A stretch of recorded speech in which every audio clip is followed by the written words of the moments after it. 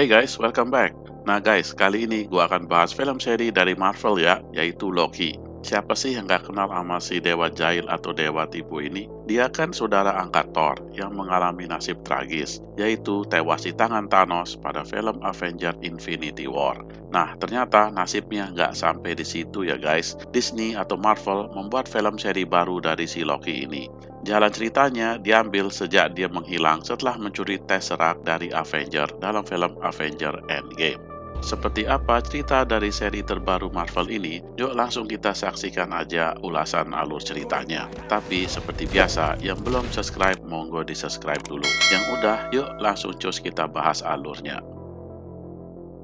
Di awal episode 1 ini, kita ditunjukkan dengan adegan akhir dari film pertama di Avengers, di mana para Avenger telah menang melawan pasukan Chitauri yang dipimpin oleh Loki di New York. Loki telah diborgol dan ditahan untuk diadili di Asgard. Tapi kalau kalian masih ingat, dalam film Avengers Endgame itu, Tony Stark dan Ant-Man kembali ke masa lalu untuk mengambil Tesseract yang ada di tangan di Avenger. Tapi karena ulah Hulk, akhirnya rencana mereka berantakan. Nah, kekacauan ini digunakan oleh Loki untuk mencuri tuh Tesseract dan menggunakan kekuatan Tesseract tersebut untuk menghilang ke alur waktu yang lain.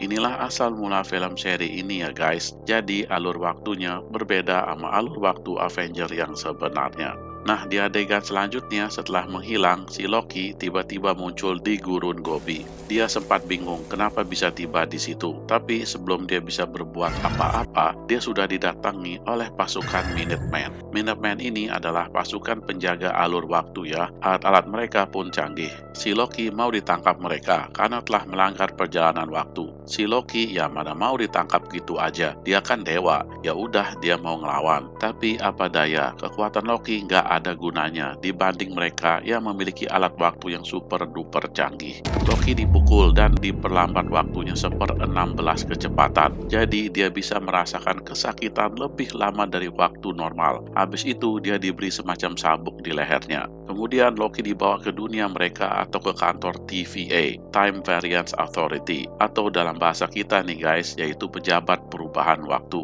Nanti akan gue jelaskan lebih detail ya mengenai apa itu kantor TVA ini. Baru aja sampai kantor TVA, Loki langsung kabur, tapi nggak bisa. Si petugas tinggal pencet tombol remote dan otomatis Loki balik lagi ke tempat semula. Si petugas menyerahkan Tesseract yang tadi disita ke petugas lobby. Loki masih aja nunjukin keperkasaannya sebagai dewa ke tuh petugas yang ternyata bernama Hunter B-15. Tapi B-15 nggak peduli dan memasukkan Loki ke semacam lift. Di dalam lift, Loki kaget ngelihat robot-robot yang nyubit-nyubit dia. Dia bilang, hati-hati, ini baju kulit bahan super dari Asgard. Bukannya dengerin ucapan Loki, tuh robot malah langsung membakar baju Loki dan menjatuhkannya ke lantai bawah. Dan otomatis dia berganti pakaian pakai baju tahanan. Gokil abis guys. Di lantai itu, Loki disuruh menandatangani dokumen seluruh ucapan yang pernah dia katakan. Awalnya dia ogah, tapi ya mau gimana lagi, tanda tangan juga di akhirnya. Di lantai berikutnya, Loki dibawa ke bagian yang akan men-scan dia. Apakah dia makhluk hidup atau robot? Kalau dia robot, maka akan otomatis lebur pas di-scan. Dengan ragu-ragu, Loki melewati itu scanner. Ya udah jelas makhluk hidup, kenapa takut ya si Loki ini di-scan? Setelah itu selesai, Loki dimasuk ke ruang berikutnya, semacam lobi bioskop gitu. Di sana dia bertemu sama sesama tahanan. Mereka disuruh ambil tiket sebelum masuk. Si tahanan yang satu itu gak mau ambil dan masuk aja. Loki juga awalnya gak mau ambil, tapi karena perasaan takut, dia ambil juga sambil ngedumel. Nah, di dalam Loki menonton TV. TV tersebut menyiarkan kartun yang menjelaskan apa itu TVA atau pejabat perubahan waktu. TVA diciptakan oleh makhluk super semacam God gitu yang memiliki julukan Timekeeper atau sang penjaga waktu. Para Timekeeper ini menentukan mana alur waktu yang benar dan seharusnya dijalani. Jika ada makhluk lain yang melenceng dari alur waktu yang telah ditetapkan, maka mereka akan ditangkap oleh petugas TVA dan diadili seperti yang dilakukan oleh Loki. Setelah nonton itu, Loki melihat tahanan yang tadi masuk nggak ambil tiket. Dia ditanyai oleh petugas mana tiketnya, tapi dia nggak punya. Langsung dia seketika dilenyapkan oleh tuh petugas. Melihat ini, Loki langsung keringat dingin dan segera mengambil tiketnya. Kocak. Adegan selanjutnya kita dibawa ke tahun 1549. Di sini kita diperkenalkan dengan Mobius, seorang agen TVA bersama anggota Minutemen lainnya. Mobius sedang menyelidiki kasus tewasnya para anggota Minutemen, dan ini merupakan peristiwa yang keenam kalinya terjadi dalam minggu ini. Mereka mencurigai kalau ini perbuatan orang yang sama. Sebelum pergi, Mobius didatangi oleh petugas lainnya yang memberikan berkas perkara Loki. Di adegan berikutnya guys, kita melihat Loki yang sedang menjalani persidangan. Dia didakwa melanggar perjalanan waktu karena melakukan perjalanan ilegal. Loki seperti biasa dengan tenang mengatakan dia nggak ngelanggar. Yang melanggar itu para Avenger, maka yang harus ditahan dan diadili adalah mereka. Sang hakim mengatakan kalau alur waktu Avenger itu sudah benar. Yang salah itu ya Loki. Dalam persidangan kita melihat Mobius masuk ke ruangan. Loki tetap ngotot kalau dia nggak salah dan dia mau kabur menggunakan kekuatan dewanya. Tapi kekuatan Loki nggak berguna di TVA. Hakim pun ngetok palu dan menjatuhkan hukuman untuk di-reset. Reset di sini berarti dilenyapkan ya guys. Sebelum hukuman dijalankan, Mobius mendatangi hakim dan mengatakan dia membutuhkan Loki untuk nyelesain kasus yang sedang dia hadapi. Biar Loki dia aja yang nanganin. Hakim akhirnya setuju.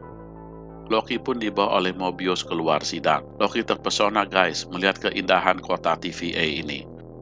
Loki menanya dia mau dibawa kemana dan mau diapain. Mobius bilang dia mau dibawa untuk ngobrol-ngobrol aja. Tibalah mereka di dalam sebuah ruangan. Di ruangan ini Loki masih aja sempat-sempatnya mau nyerang Mobius, tapi gagal maning karena remote tersebut mengembalikan posisi dia ke semula lagi. Mobius pun menanyakan ke Loki dengan berbagai pertanyaan. Salah satu pertanyaannya yaitu kalau keluar dari sini si Loki mau ngapain? Loki jawab ya lanjutin misinya menjadi raja di alam dunia. Mobius nanya kenapa hanya jadi raja, nggak lebih. Loki hanya memberi jawaban ledekan ke Mobius dan TVA. Mobius pun kemudian memutar video mengenai titik-titik penting dalam kehidupan Loki, di mana di adegan-adegan tersebut terlihat Loki sangat menyukai melukai orang. Loki pun menyangkal kalau dia menyukainya. Mobius terus melanjutkan memutar video kehidupan Loki yang telah dia lalui. Loki menyaksikan sambil bilang ngapain ini ditayangkan. Gak penting, dia tahu apa yang telah dia lakukan. Dan apa sih maunya Mobius ini? Mobius pun menunjukkan video yang belum dialami oleh Loki, yaitu kejadian-kejadian yang dia lakukan dalam alur waktu sebenarnya jika dia tidak kabur menggunakan Tesseract. Video yang dia lihat yaitu kejadian di mana meninggalnya Frigga, ibu angkatnya yang sangat menyayangi Loki. Ibu angkatnya ini tewas akibat ulahnya. Kejadian ini pasti udah pernah kalian tonton kan di Thor 2 The Dark World. Loki nggak percaya kejadian itu terjadi, mana mungkin dia setega itu. Tapi Mobius bilang itulah kejadian sesungguhnya yang terjadi dan terus akan terjadi karena itu adalah alur waktu yang benar.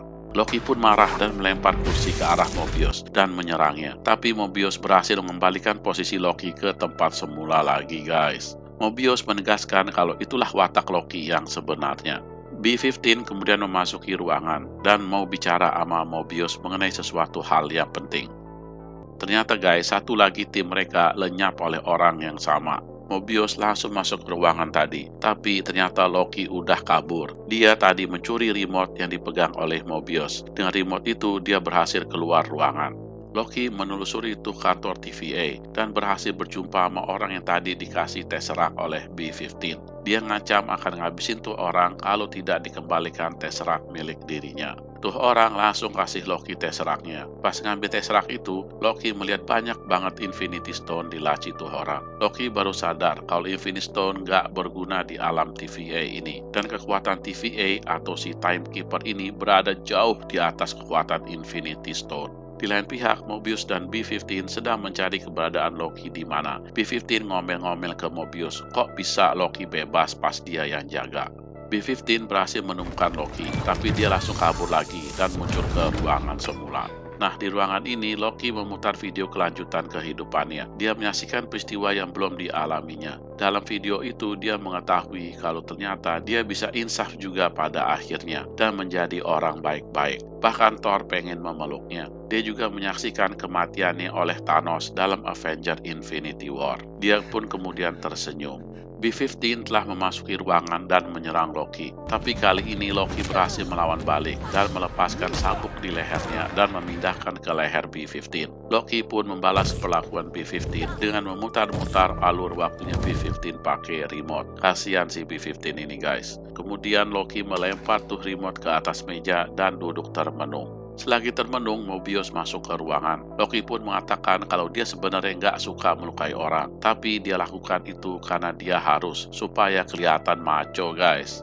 Mobius bilang kalau dia tidak bisa ngembaliin Loki ke alur waktunya lagi, tapi dia bisa kasih kerjaan, yaitu membantunya menangkap buronan pelanggar waktu yang membantai tim Minutemen. Loki jawab kenapa dia dibutuhkan untuk itu. Mobius bilang karena buronan itu adalah dirinya sendiri. Langsung deh Loki terbengong. Nah, di adegan selanjutnya guys, kita dibawa ke Oklahoma tahun 1858. Di tempat ini, Minutemen tiba karena mereka mengetahui ada pelanggaran waktu yang terjadi di sana. Mereka mencium bau minyak dan menyangka kalau ini hanyalah pelanggaran biasa. Tapi tiba-tiba mereka melihat ada seseorang yang sepertinya menunggu mereka. Mereka pun langsung waspada dan pergi ke tempat tuh orang untuk menyelidiki. Belum sampai sana, tuh orang menjatuhkan lentera dan api tuh lentera langsung membakar tanah hingga ke tempat para Minutemen berada. Mereka pun terbakar habis. Satu yang selamat ingin kabur, tapi dihabisin juga sama nih orang. Nih orang juga mengambil tabung reset waktu.